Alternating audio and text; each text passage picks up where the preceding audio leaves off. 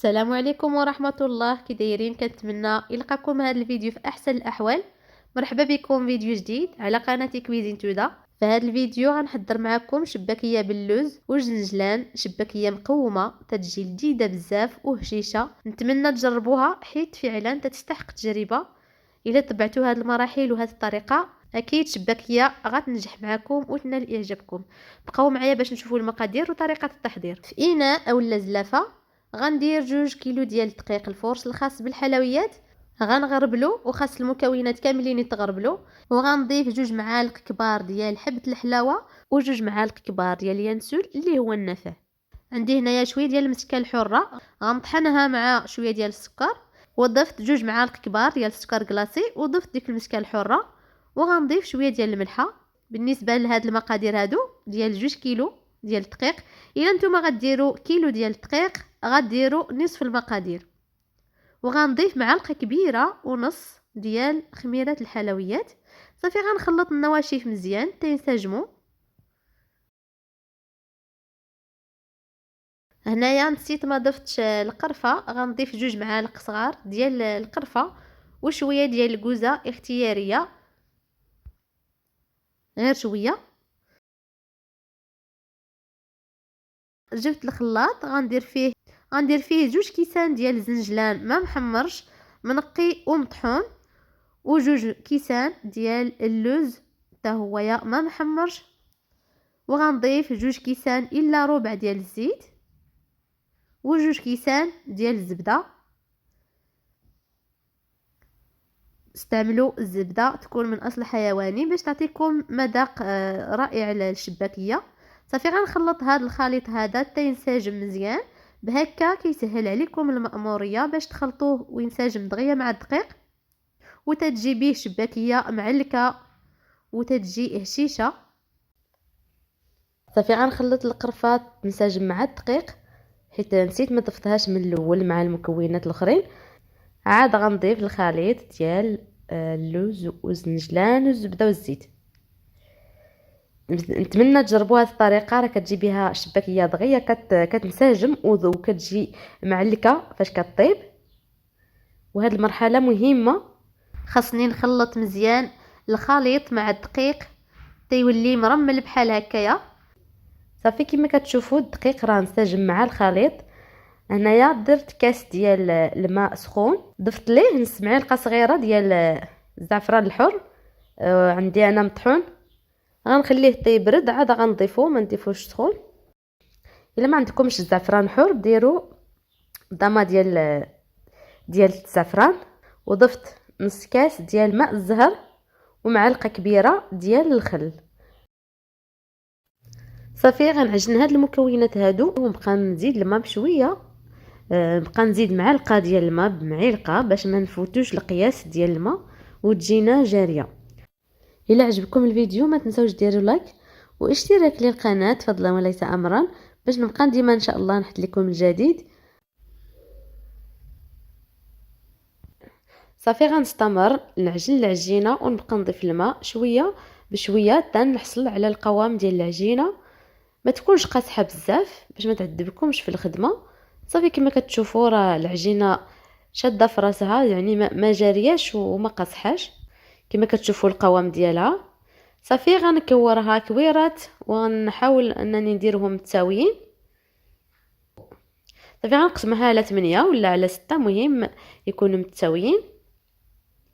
صافي بعد ما نساليهم غنغطيهم بلاستيك باش ما ينشفوش، وغنبدا بالاولى ندلكها ونبسطها كما كتشوفوا في الفيديو.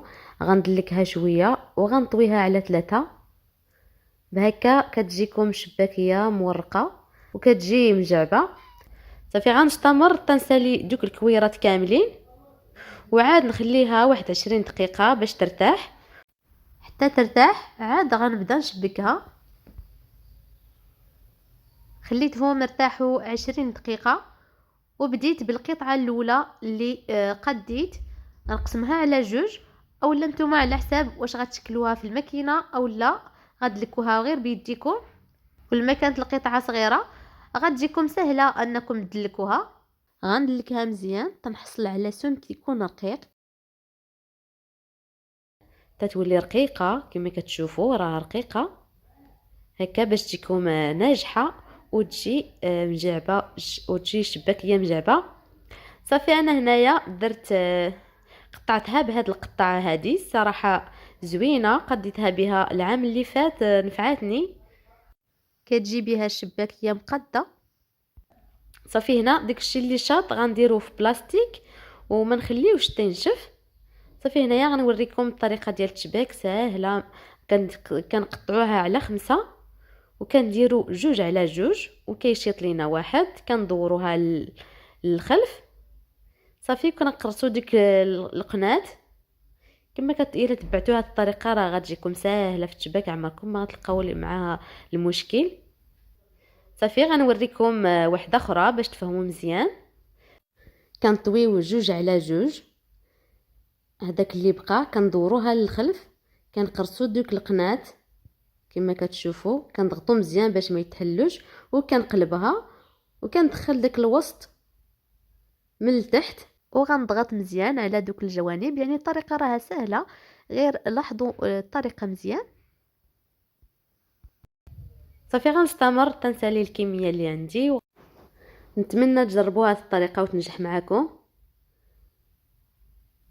وراها سهله، طريقه سهله، غير غتبداو فيها وغتقاد بوحدها.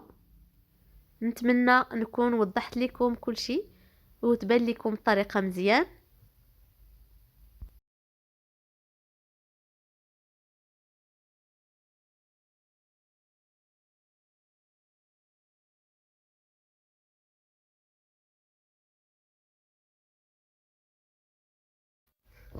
هنايا درت لكم طريقه اخرى سهله على الاولى. كديروا شرائط طوال هكا يكونوا متساويين، وكنديروا 5 ديال الاشرطه غنقطعهم بحال هكا يكونوا متساويين، وغنقرص دوك الجوانب. هذه طريقه سهله وكتجي حتى هي قاضيه الغرض.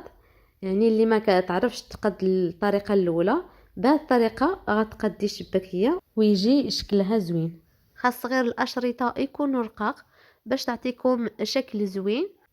صافي غنستمر تنسالي الكميه اللي عندي. انا استعملت ديك الطريقه الاولانيه باش شبكت الشباكيه كامله. صافي بعد ما ساليت الكميه ديال العجينه اللي عندي، درت الزيت سخون. ما ديروش الزيت سخون بزاف، ديروها تسخن غير شويه وديروا الشباكيه، حيت الا درتوها سخونه بزاف دغيا كتخطف لكم الشباكيه ودغيا كتحرق. تكون الزيت سخونه شويه وما تكونش عاوتاني بارده، حيت الا الزيت بارده الشباكيه كتحل لكم. ديروا شويه الزيت، جربوها بحال هكا بطريف صغير، الا ملي تبان لكم راها بدات تسخن صافي ديروا الشباكيه طيب. صافي غنحيد القليه الاولى درتها في العسل، وغنخليها في العسل طيب ليا القليه الثانيه. غنستمر تنستالي الكميه كامله ونرجع معكم باش نشوفوا الشكل ديالها النهائي. وغنقول لكم عواشركم مبروكه، الله يدخل علينا وعليكم رمضان بكل خير وبكل هنا يا ربي، ونصوموه وحنا في احسن الاحوال. هذا هو الشكل ديال الشباكيه، جات اكثر من رائعه، هشيشه ولذيذه بزاف، مقومه. نتمنى تجربوا هذه الطريقه اللي حضرت معكم، انا متاكده غتنال اعجابكم. شكرا لكم على حسن المتابعه، والى اللقاء الى فيديو اخر ان شاء الله.